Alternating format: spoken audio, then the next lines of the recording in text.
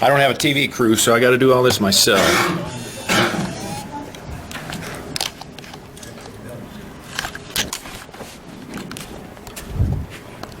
Lenny, the NSA isn't here tonight. Would you mind filming me?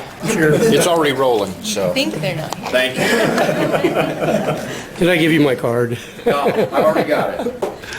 The reason I'm here is just I'm here for another voice. I'm here to speak for all the little people, all the common people that don't feel that this government we have now represents them or their interests.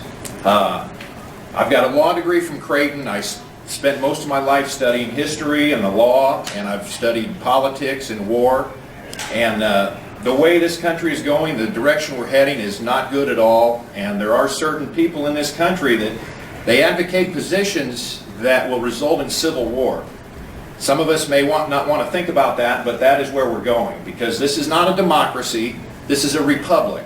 We fought a revolution for the Bill of Rights, and there are elected officials that refuse to respect that document. Now, unfortunately, I just found out last night that Congressman Latham voted to uphold or to reinstitute the Gun-Free School Zones Act of 1995.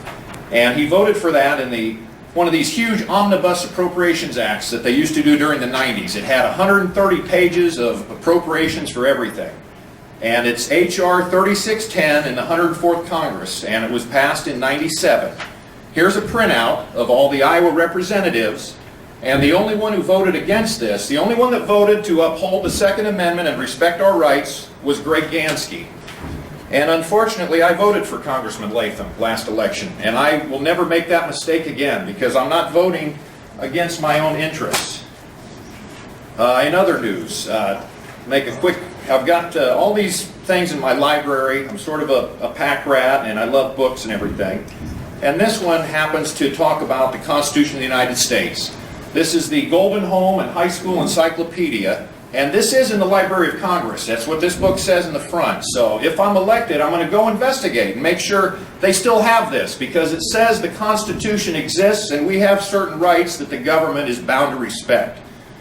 It says, and I quote, "The new Constitution was not a radical document, but was the result of practical experience as well as knowledge of political theory and history. It provided for an effective but not an all-powerful central government. The Constitution is the supreme law in two senses. It stands above state laws, and it is higher than any of the laws passed by the Congress.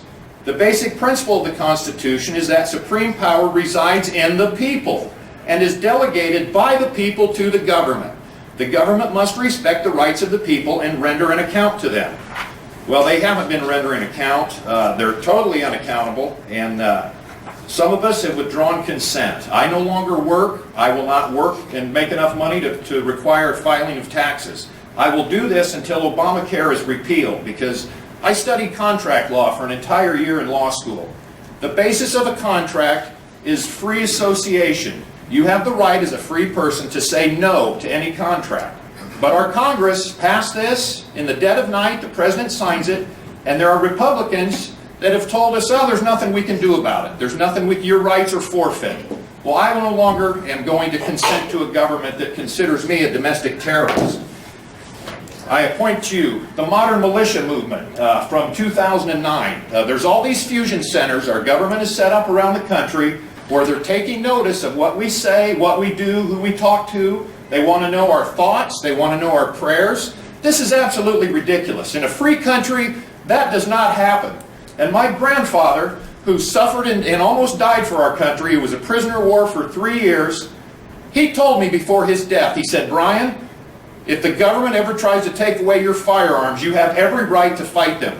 And I said, "Grandpa, I don't need to fight them. I've got a law degree. I know what I'm talking about, and I'll do it peacefully. I'll do it the way that the Constitution calls for." So that's why I'm here, and I'm here to restore the Constitution. This is not about me. In my wildest dreams, if I was elected, I would invite all the other candidates to come to D.C. with me and be part of my staff. I'm not going to take a single penny if I was elected. I would live in poverty. I would stay with people in Northern Virginia, because if my fellow citizens won't offer me food and shelter, if I'm standing up for anyone's rights, then I'm not the candidate that that people want. And so none of this was prepared. This is all off the top of my head, but I hope you get the message that some of us have had enough, and we're not taking another step backwards. So thank you.